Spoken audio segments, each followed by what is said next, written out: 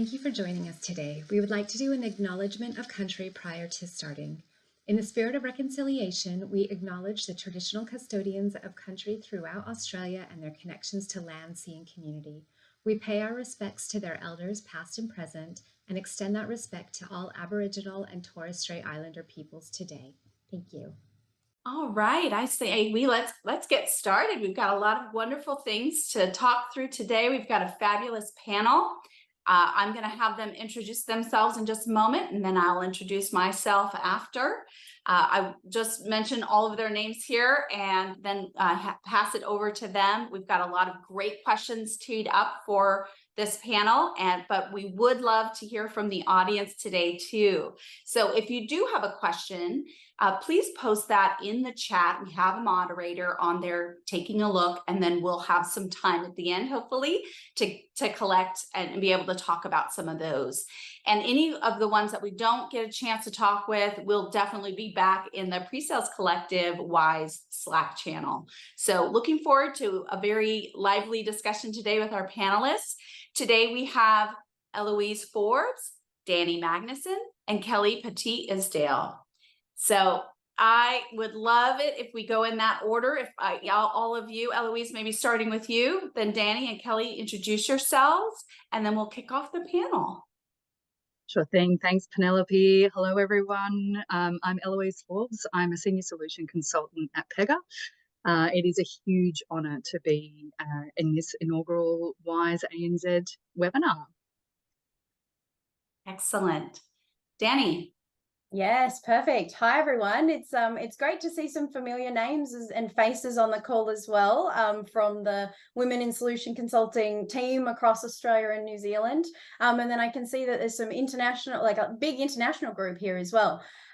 So hi, everyone. My name is Danny Magnuson. I work for ServiceNow, and I have the pleasure of leading a team of specialist solution consultants across Australia and New Zealand here at ServiceNow. Wonderful. Kelly. Hi, everybody. Good afternoon and good evening. Thanks so much for joining us today. My name is Kelly Petit-Isdale, and I am based here in Sydney. I work for an organization called HireView, and I'm a solution consultant. Really excited to be able to be on this panel with so many esteemed women, and yeah, hoping that we can give you some good information around your solution consulting careers. Wonderful, Kelly.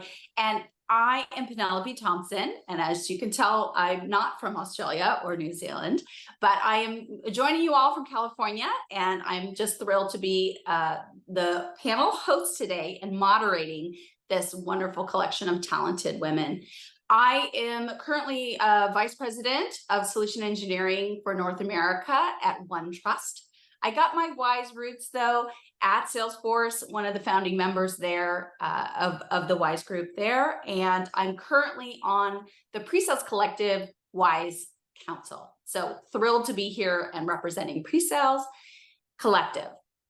So I'd love it if each of you, we'll go in the same order, to just briefly describe your journey into PreSales. We all arrive at it in a different way, and I'm sure no one set out their career goals to be where you are. I'm thrilled I made it here, but it'd be great to hear from each of you kind of a bit about your journey to this moment.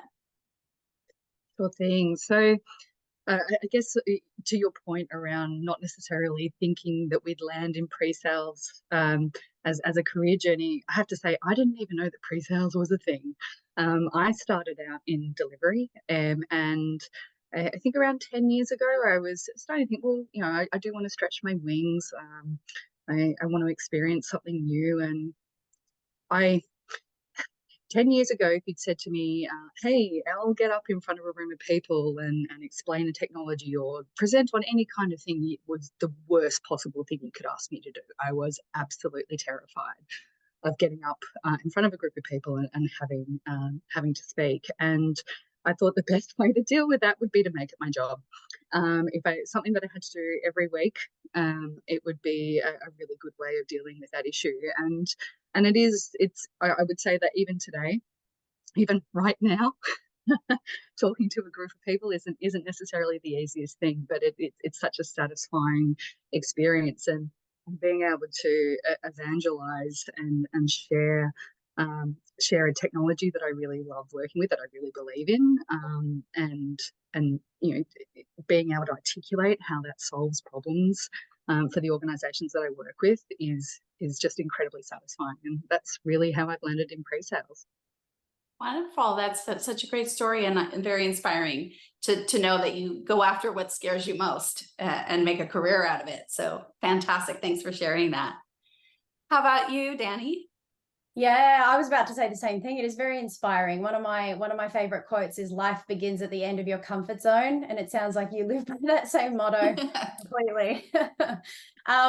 Yeah, so I, like all of us, right? Who knew that pre-sales was a thing as you're deciding what you want to be when you grow up? And so I really had no clue of this field. And I actually started my career originally in the general business space, and actually as a HR professional.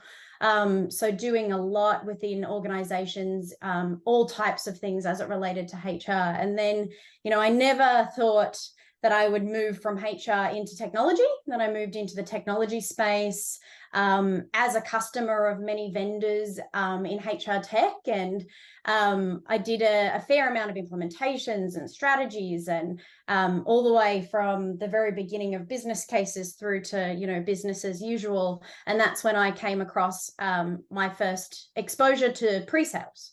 And I saw one of our vendors come in and present, and I thought, who is that, and what is that job? What a cool job! How amazing would that be? And then I also, similar to you, Eloise, I'm really quite passionate about the technology and the company that I work for. So I just feel lucky that I was able to venture from that customer land over into the technology space, and now jump the fence into the vendor side of tech and move into pre-sales. And then in my pre-sales career, I've advanced through, leading as a individual contributor when it comes to being a pre-sales consultant. And I now lead a team across Australia and New Zealand. So that was long-winded, but that's my journey. It's wonderful to hear the different sort of jungle gym approach to the career, and it's actually probably given you a lot of perspective in the role that you currently have, having those other experiences. So thanks for sharing that. Kelly, let's hear about your journey. Wonderful. Thank you. And Eloise, I am so glad to hear that you were terrified to speak in front of people as well, because I kind of thought I was the only one. I came into my pre-sales journey a bit later in life. I had about 10 years of sales and then 10 years of recruitment. And now I've been able to move into a pre-sales career within HR tech, which has been super exciting. I've been really lucky. And, I was actually sort of tapped on the shoulder when we were in the middle of an acquisition, saying we need to have an SC based in Australia. Just like most of you, I had no idea what an SC was, what an SC did. So it was really exciting to be able to kind of just jump in with 2 feet and see what happened. I think, Danielle, when we talk about quotes, I had on my wall the quote that says, "Stop being afraid of what could go wrong and start getting excited about what could go right," which is a pretty famous Tony Robbins one. And I try to kind of use that every day now, because I still, just 3 years into my career, do get the nerves, before speaking and that sort of thing. So anyway, it's been an incredible journey, and I've been super blessed to just have incredible bosses who have been so encouraging and supporting, and been able to, be real examples of excellent leadership, and let me take the reins and be able to run my pre-sales career, but always be able to be there when I need them. So I'm an IC here, and still the only SC in Australia, which is exciting. So thanks, guys. Thanks for joining. It's great to have lots of different perspectives on this panel. So we have lots of different roles joining us today. So it's great to have both leaders and individual contributors on our panel. So thank you again for joining us. A little bit about my career, and then we'll move on, because I really want to hear about all of your thoughts on these questions that we have teed up. I actually started as a BDR in my career in a startup, and then I went full circle all the way to the other end of the customer lifecycle and went to implementation. And then I found a beautiful balance of sales and the thrill of that in the pre-sales world, and having the opportunity to learn technology and the amazing career that we all know and love. So I would love to find out, in all of our journeys, we had to build our brand in some way within the organizations for them to give us a shot at this job. And whether that is to get into pre-sales or in your current role. Let's start with Eloise or Kelly, actually.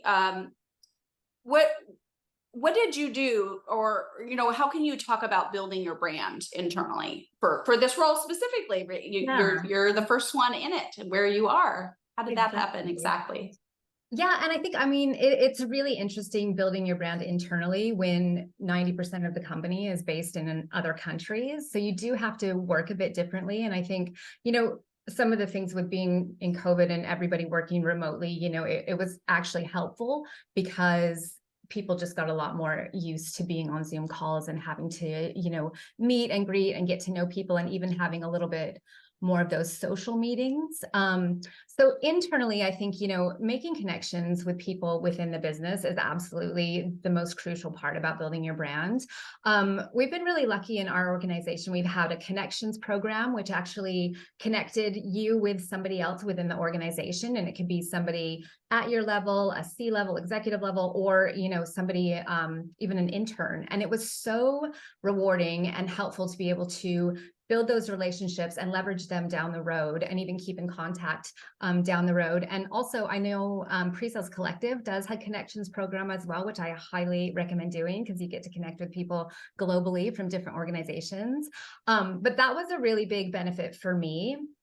Also, one of the things is when I have had the opportunity to be able to meet with somebody in person, you know, asking them if either they or they know of somebody that would be able to be interested in being sort of a mentor, or somebody that would connect with me for 30 minutes a quarter, you know, 10 minutes more of a personal catch up, 20 minutes of what are they working on in their area, what sort of habits do they have in the morning, you know, really being able to learn from them and understand their area.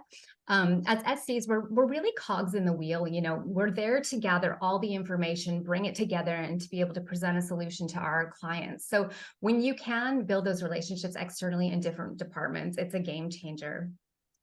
And then, just so I'm not going on too long, I'll just part two for externally. One of the biggest successes that I've had with my external brand is being a co-founder of one of the WISE or WISC chapters here in Australia, New Zealand. Actually with lovely Danny, who's on board here today. So, you know, being able to bring together women, like-minded women from different organizations in a unique way than some of the other WISE chapters, because we're regional and not organizational. That has been hugely rewarding on so many levels. And, you know, I think that's also helped build my brand internally, because people can see that I've done that here in Australia. So that's been great. Thanks. Excellent. Thank you so much for those great ideas on how to connect and help others with their goals and learning about them. Eloise, I'd love to hear your perspective on this. So I probably didn't really think a lot about personal branding for the first few years of either my delivery career or even particularly in pre-sales. I was probably mostly concentrating on, you know, trying to understand and make sure that I was doing my pre-sales job itself, and doing that to my best of my ability. I think, and sort of touching on what Kelly brought up, was around pandemic and lockdown, and that was where I think my perception of branding really did accelerate. That said, I started at Pega as an alliances solution consultant.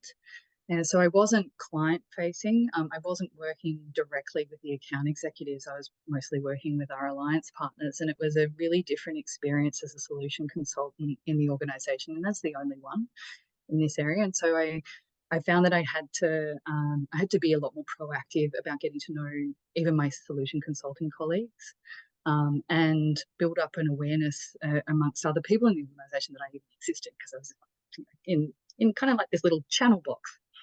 And so one of the things that I did start to do, particularly as lockdowns came in, was volunteering around ERGs. So I I chartered the first chapter of women at PEGA and APJ in that time. I was part of a leadership advisory board at the time. And because I do like a chat, I was probably instigating a lot of virtual catch-ups.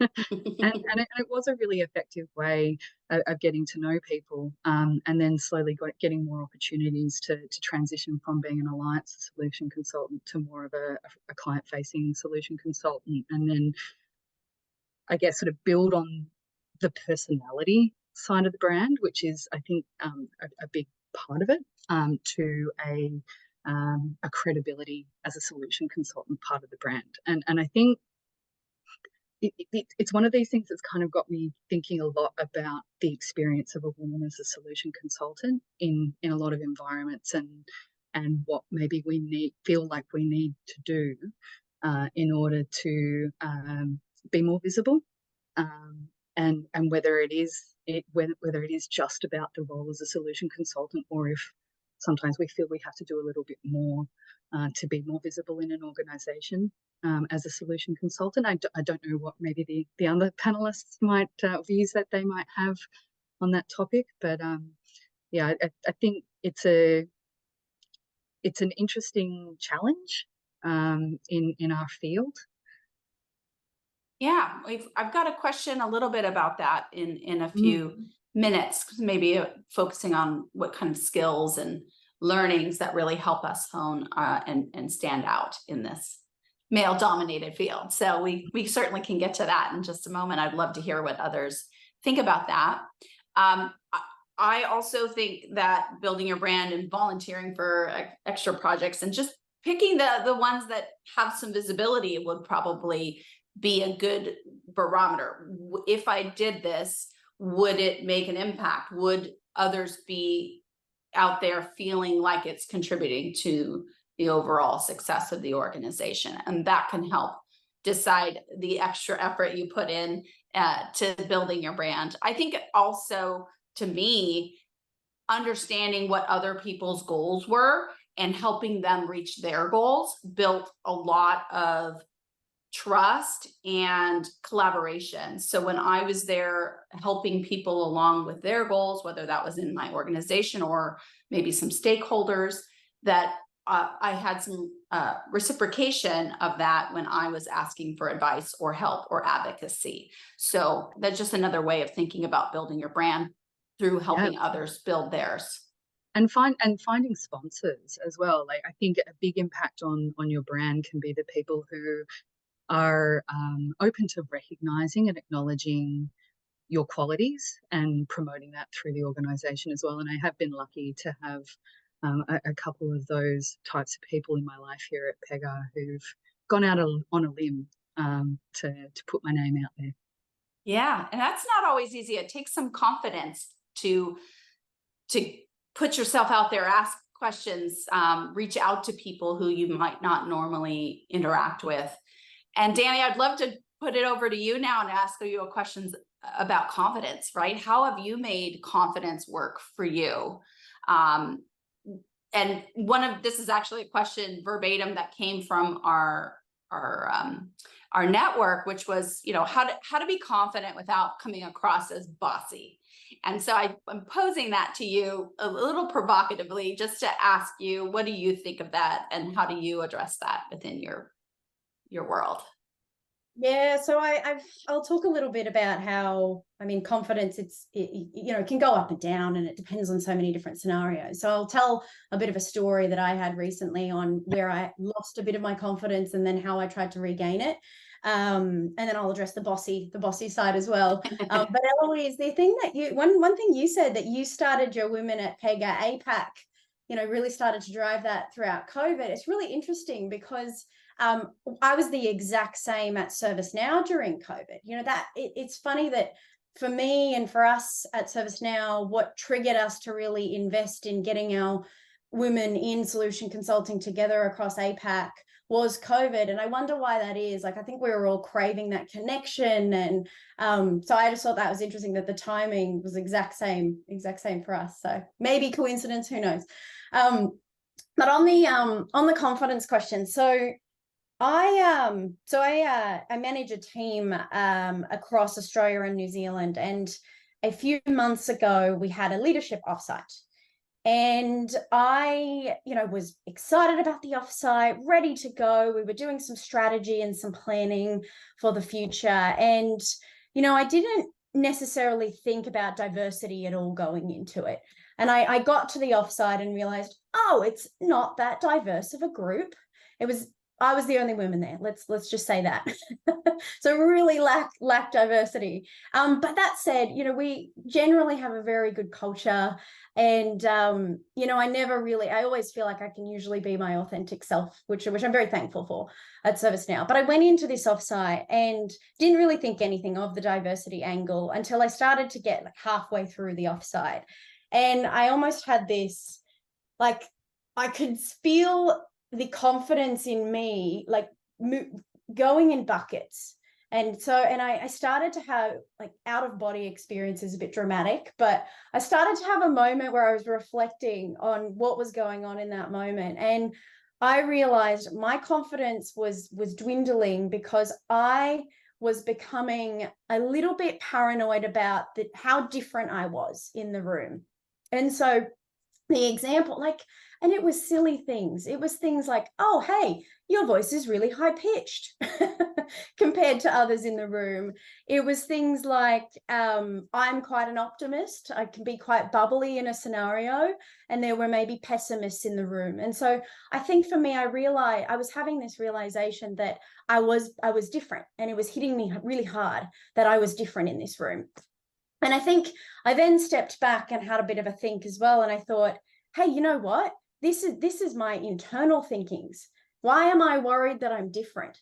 Every organization and every group of people that you get together with, you don't want to be in a room of everyone who has the exact same ideas, especially at a leadership offsite.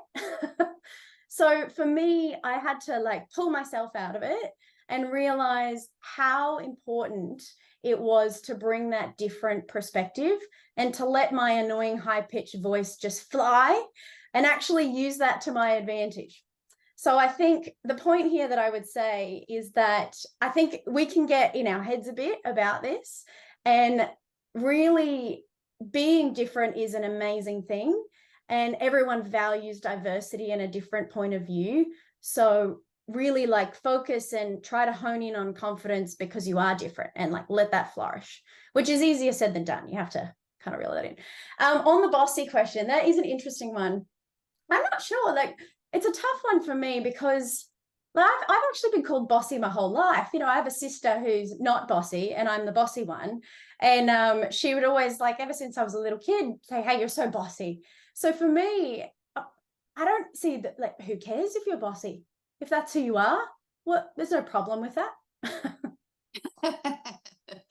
I love that attitude. Yes. So I think it speaks to we can't control what other people think of us.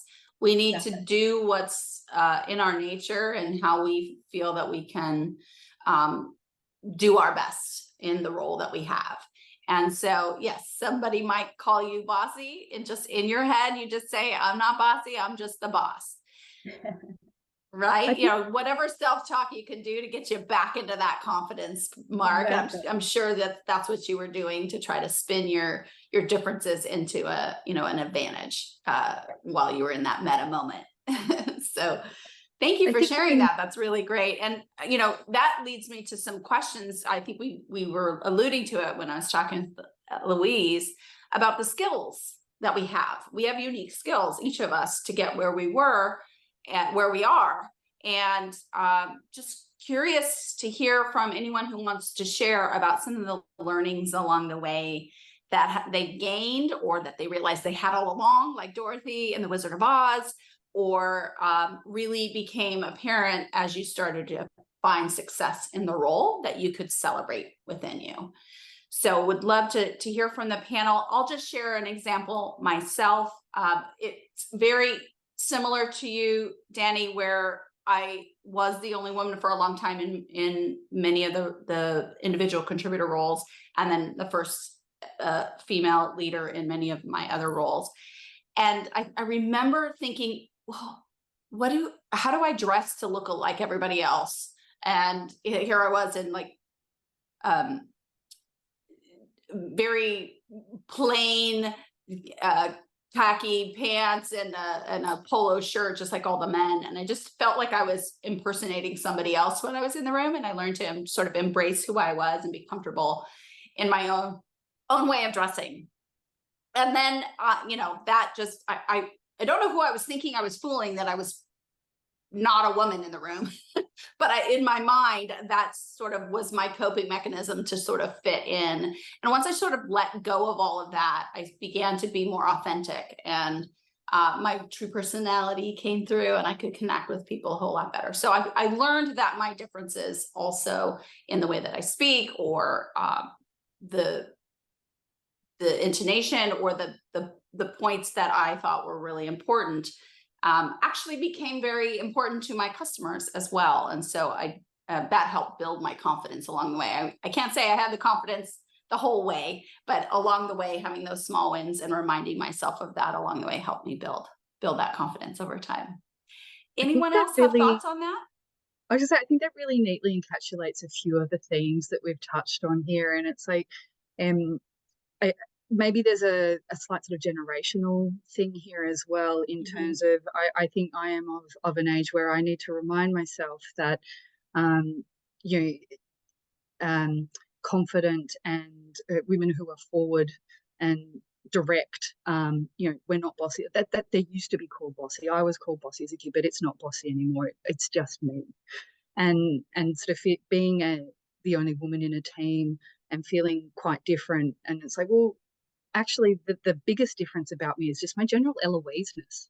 The fact that I'm a woman is maybe just a small part of that, but my general Eloise-ness is what really makes me quite different in my team. And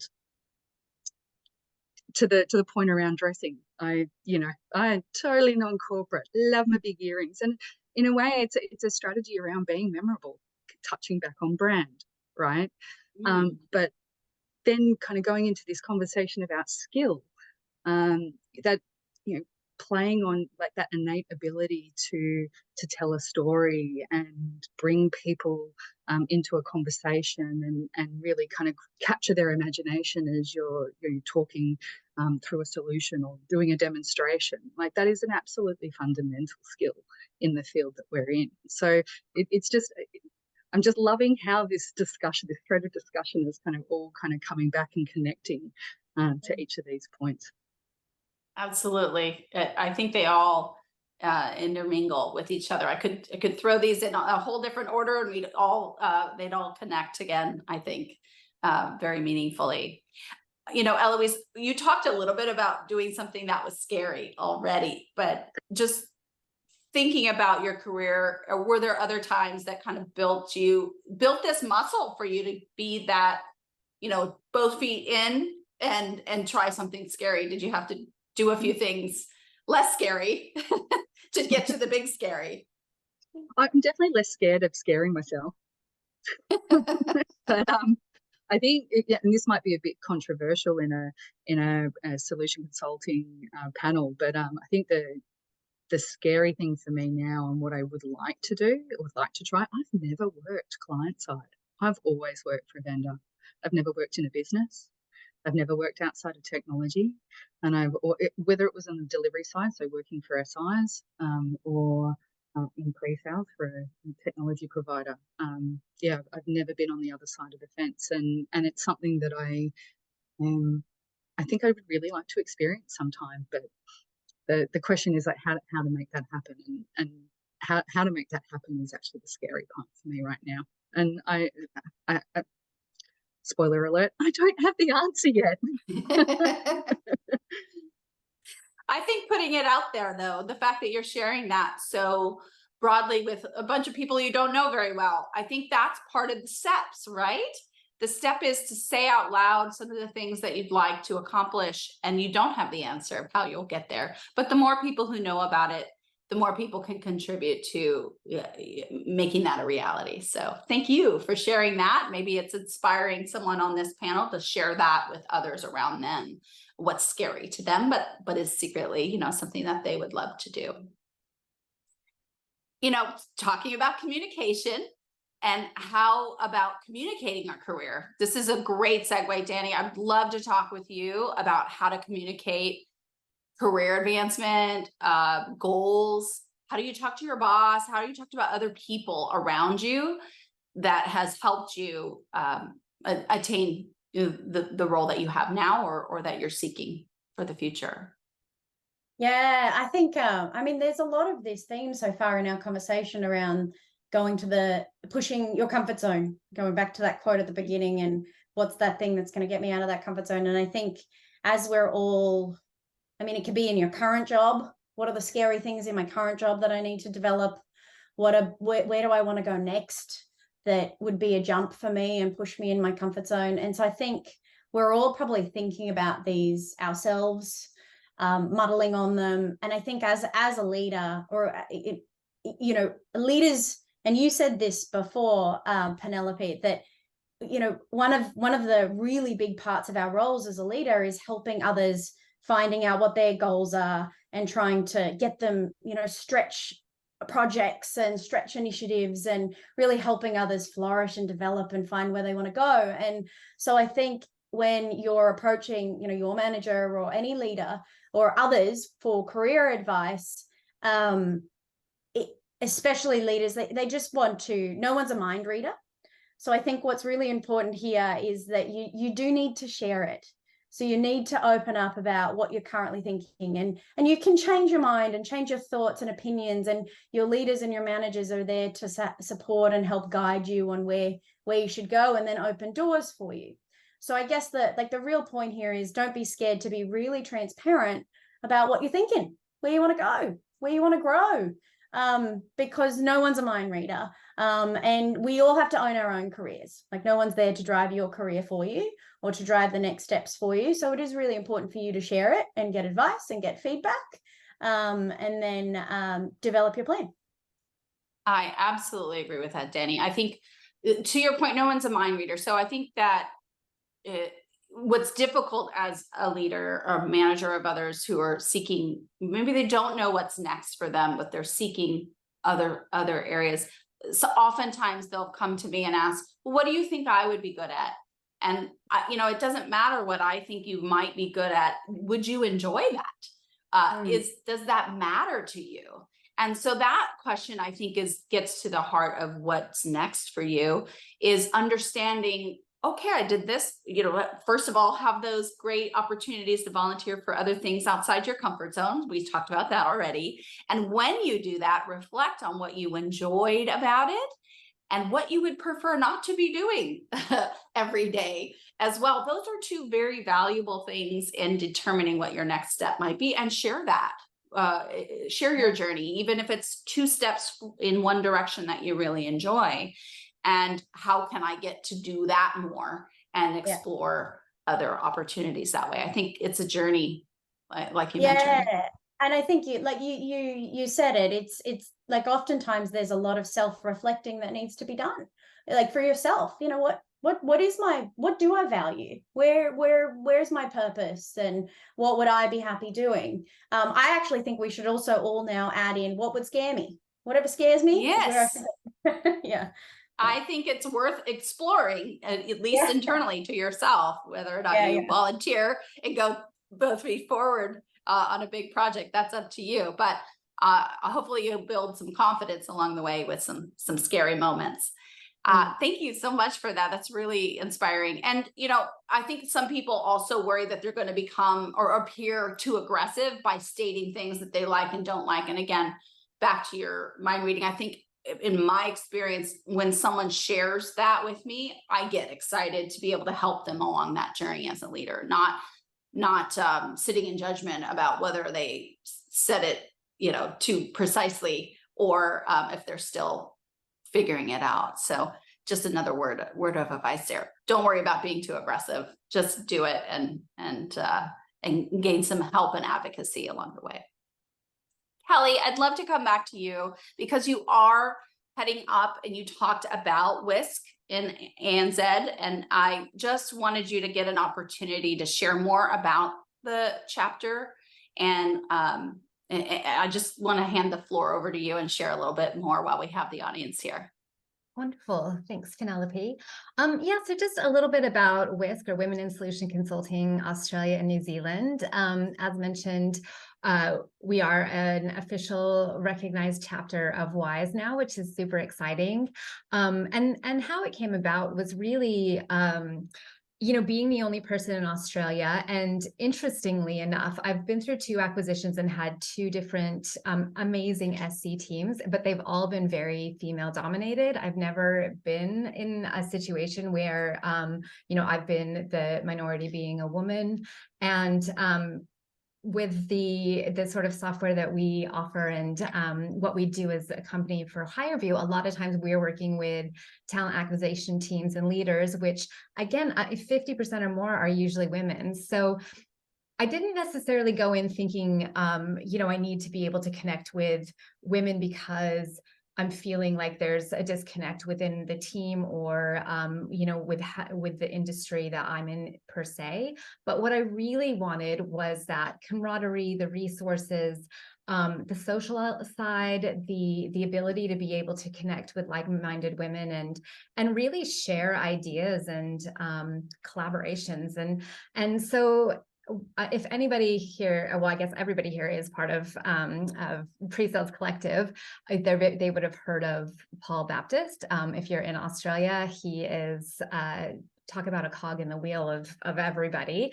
So I had met him at a PreSales Collective event, said that I was really interested in starting a WISE chapter here, but that my organization wasn't really the size that needed it to be to have a WISE chapter. And he, without hesitation, said, I know exactly who you need to talk to, Danny Magnuson.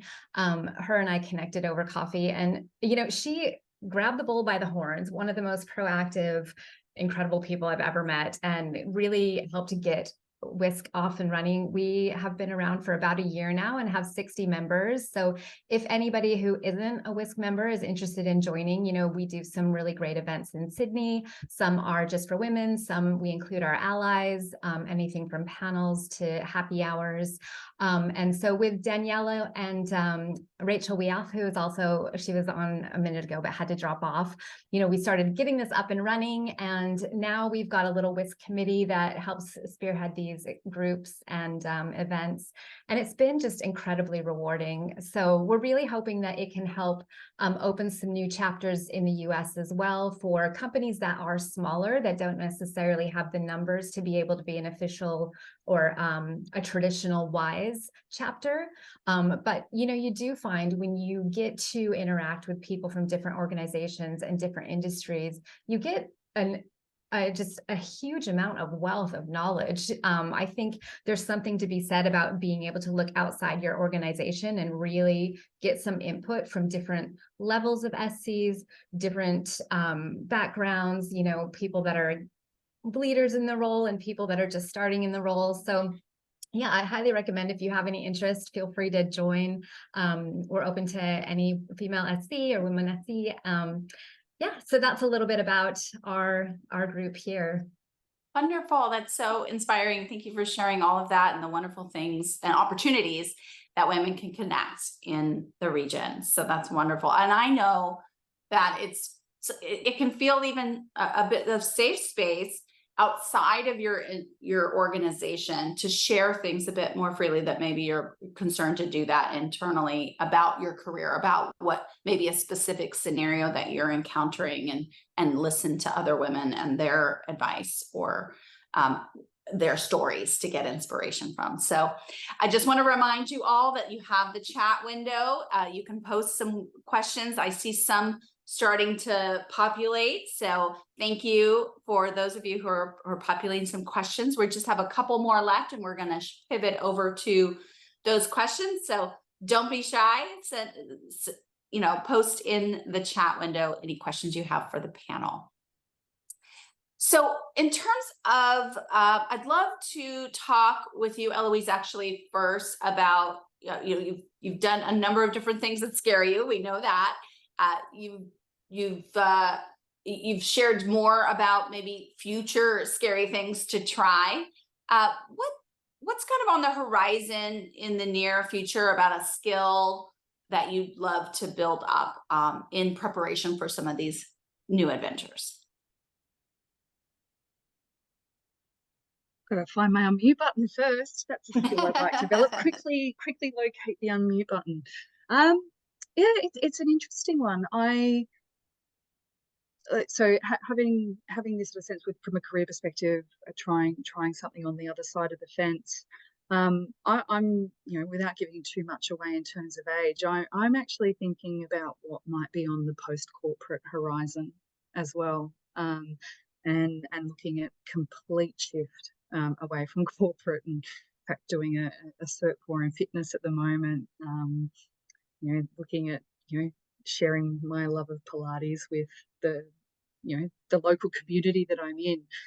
But I guess in my current environment, skill of patience and skill of acceptance is probably the thing that I feel like I most need to work on at the moment. And I think one of the challenges that I do find in solution consulting versus my delivery world is that delivery can be quite hard. Like there's time pressure, you've got deadlines, there's often long hours, but there's much more of a sense of knowing what you need to do and knowing the steps that you need to take and what you need to deliver. And I think that in solution consulting, and the ups and downs of sales as an environment, there's a lot of ambiguity there. And that comes with a whole kind of different emotional and cognitive load. And I feel like, even 10 years into my solution consulting career, I'm still developing a skill of acceptance around that, and acknowledging that and understanding that makes it a lot easier to work in an account team, in an account environment, and understanding the pressures that different people are under in a sales environment. So it's I hate the word. Sorry, we've had two of my trigger words today being bossy and aggressive.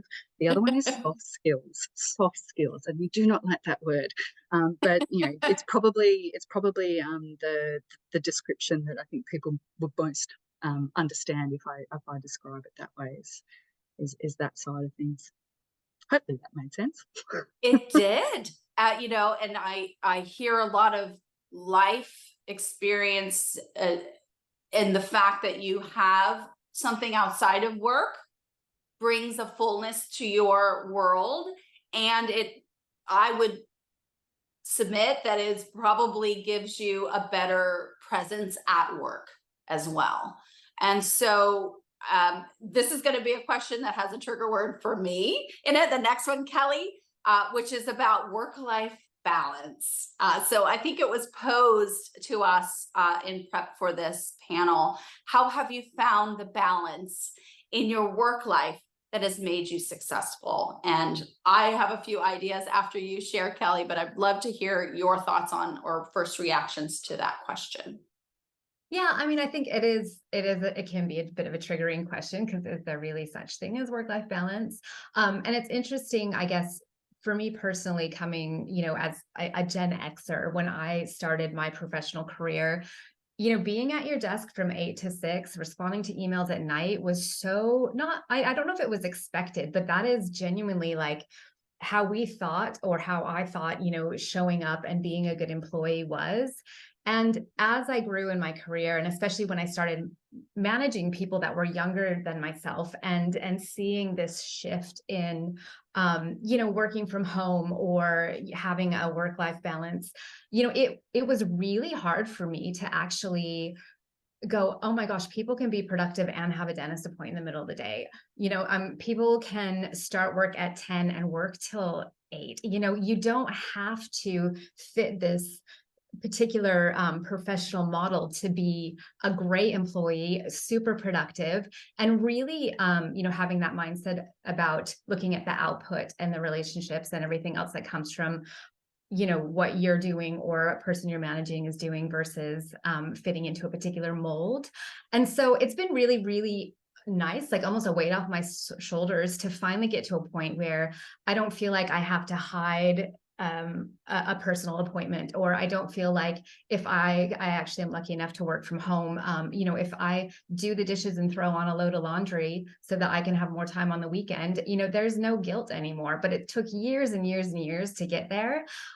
So I think, also really making sure that you're taking time to look after yourself and, really, going to the gym, or getting outdoors, having some kind of activity and getting away from your desk, even just having a walking desk, just making sure that you're looking after yourself and what you need to be good at your role, but also good in your family or your relationships. And I've got 2 young boys, so managing the drop-offs from school and the different things that are happening, when you're in a position where you've got somebody that you're working for that really enables you and empowers you to run your own show and not feel like you're being micromanaged, it's so amazing. And it's so basic, but it has taken so long, to get to this point to make it a norm. And I'm really excited of where things have come, because I do feel like there is a lot more of a work-life balance these days. And there's an understanding that you don't have to sit in front of your desk for 8 hours straight or in front of your computer to be productive and do a great job. And there's so much more to that. And I think just for me too, again, going back to the 2 leaders I've recently had, they're both very focused on the human part. One of my bosses, actually Bill, who's on the call, hi Bill, one of his mottos was, family always comes first. And it was just so eye-opening to have somebody that, has all of these KPIs and revenue things that they have to fulfill, still thinking of that human element. So, I think when you're in a position where you have somebody that, or an organization that is just as focused on the health of their employees and making sure that, people aren't just running to the ground until they leave, it makes a huge difference. But I'm very happy to say that I have moved into that work-life balance and I'm feeling much more productive and just overall healthy because I'm taking some time out for me when I need it. That's excellent. And I appreciate you sharing your thoughts on that. The balance word really bothers me. And so just a few, I need to change the words in my head, because in it just carries this sort of I should be doing this and this. There's an and in the middle of all of the choices that you're making when you're trying to balance them. And rather than it being a scale where everything is even, I think of it more as a seesaw. And sometimes the family is getting all of the attention, and sometimes work is getting most of the attention. I won't say all, but more than its even share in a day, in the week, in those things. And that gave me the permission to know, and especially as a mom, and you get that mom guilt sometimes of what you should be doing and that you're the best possible option for everything in your kid's life. I also learned that effective and sufficient are good words, right? When it comes to kids too. Are they fed? Are they healthy? Are they, doing what they should be doing in school, or are they psychologically happy? Those types of things, are they good and they're okay? Are they okay today? That is a great goal to have, and then focus on some work things. Maybe they didn't have the Instagram perfect lunch that you would post about what they got to eat, but they were fed, those types of things that gave me permission to not be in balance, because that to me was a defeatist. It was an impossible goal to have everything even. So those are my thoughts about balance. I talk about integration more like it, just like you talked about with my hair appointment might be during the week, but I might be up late working on a presentation instead of, watching TV with my kids. So those are the choices we make to integrate it throughout to be our best in both worlds. So that's my thoughts on it. I want to take the last 10 minutes to kind of pivot over to the audience Q&A, and I think we have three really great ones. I think there's one that someone was very interested in starting a career as an SE. And what would the panel's advice be to give someone just starting out and trying to get their foot in the door, especially in the current job market? We know in the US, it's been a bit difficult these days with several companies halting their hiring or even laying people off. So want to open it up to whoever feels strongly about sharing about that from the panel. I'm happy to jump in. I think the job market, it is tougher at the moment, and then across the globe it's in different varies of tough economies, right? But I think that with generative AI and some of the big advancements in technology at the moment, things are going to pick back up. So I wouldn't like stop what you're doing. There will be opportunities there in the future. And I think trying to break in and get the foot in the door into the field, you're obviously doing the right thing by joining a pre-sales collective call. I think that's your first step. But also go further than that by, I've had a few folks reach out to me who were on the client side, but wanted to pivot into pre-sales. And I think the biggest thing they did was reach out, do a bit of a cold call on LinkedIn and say, hey, can we go for coffee? And so I would do that, take the pre-sales collective to the next level by meeting up with those that are in the industry, in the field, and learning as much as you can about it. And then, one of the best pieces of career advice I've gotten recently is, before you do a role, try the role. We actually talked about that earlier. Test it out, do it. And you don't have to get a job to do that. You can do little things, like there's a lot of presenting and there's a lot of solutioning that's involved in pre-sales. So you can test and you can try those things through presenting on calls, etc. So there's many opportunities there to kind of build your skills beforehand. Kelly or Eloise, any thoughts?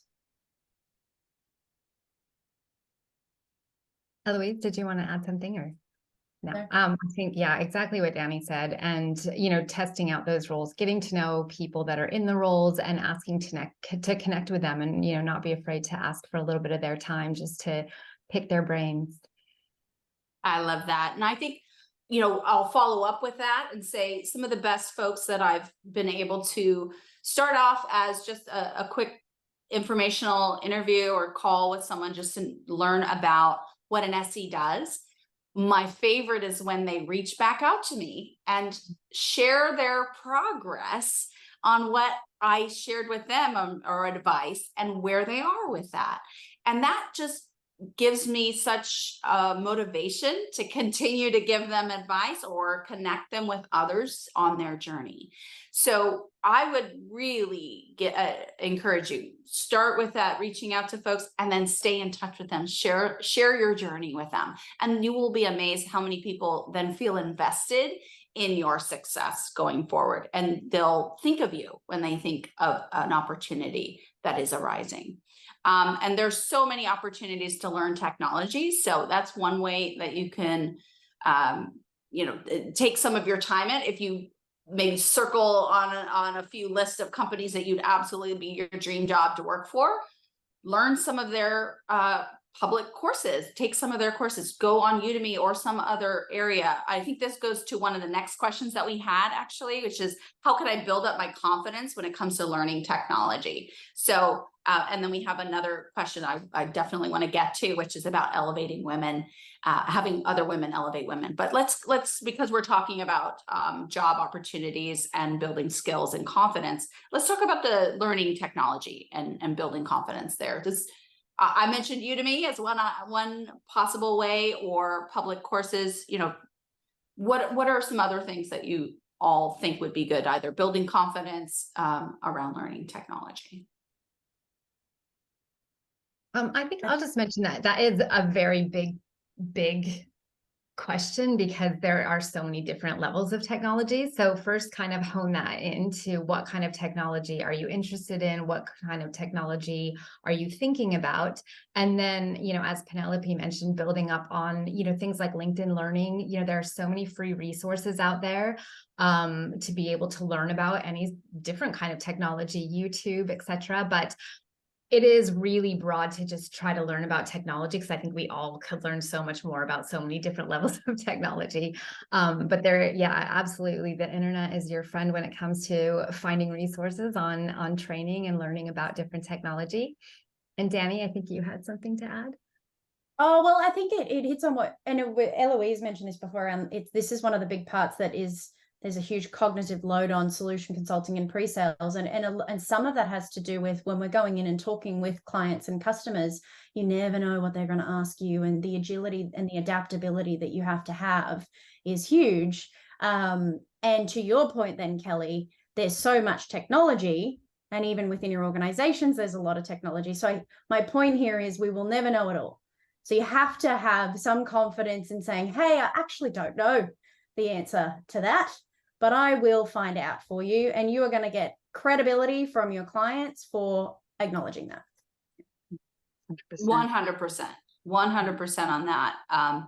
And one thing that helped me, especially as I started my career and I looked around and there were people who had been being SEs for 10 plus years before I even knew what SE stood for. I got really nervous about, building up my credibility and what will I know or be able to give back to those team members when I was first starting out. And then it struck me, there is a benefit of how quickly technology moves. And this is it. We're all in the same boat at some point when some new innovative technology comes out.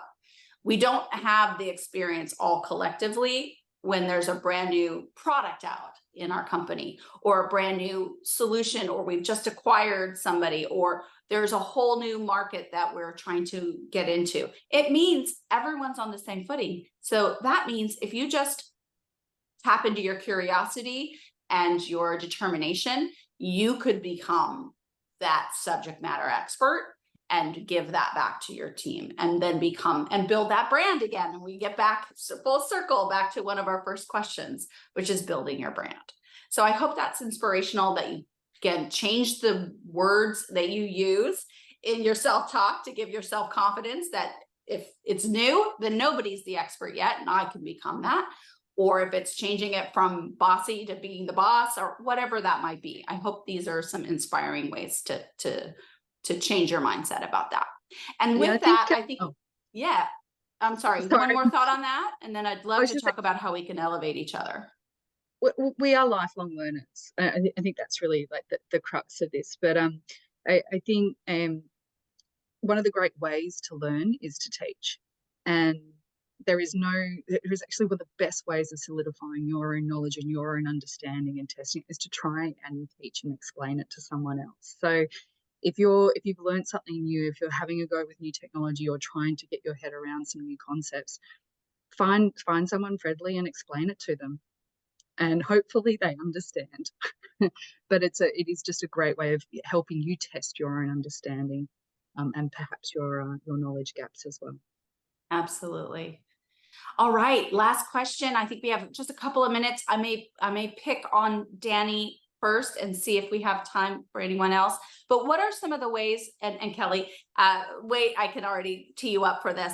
What are some of the ways that women can elevate and support each other at work? I think it goes beyond just women as well.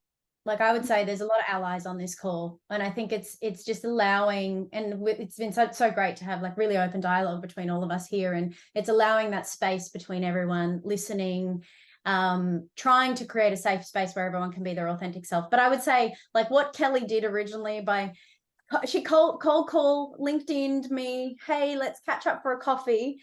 That's the type of thing, like, and the community that's now been created around it. I think it's actually a perfect example of elevating women in solution consulting and just finding a really nice safe space. So like Kelly's a great example of doing that. Yeah. So join WISC. That's the answer. Join WISC. Shoot. Yeah. Join WISC. Absolutely. Yeah. Yes. Sorry, didn't mean to steal your thunder, Kelly, but that's what we had time for at the end of this. I just want to end with thanking this wonderful panel, all of your life experiences and your knowledge and sharing and being vulnerable today and sharing your journey and the things that you've struggled with. I know have helped so many folks on this call, including myself, to be inspired by all of you. So thank you again for participating. We hope you enjoyed this conversation. Please take it to the PreSales Collective Slack channel WISE group, and we'll continue conversations there on any one of these topics going forward. Thank you again, everyone, and you have a great rest of your day.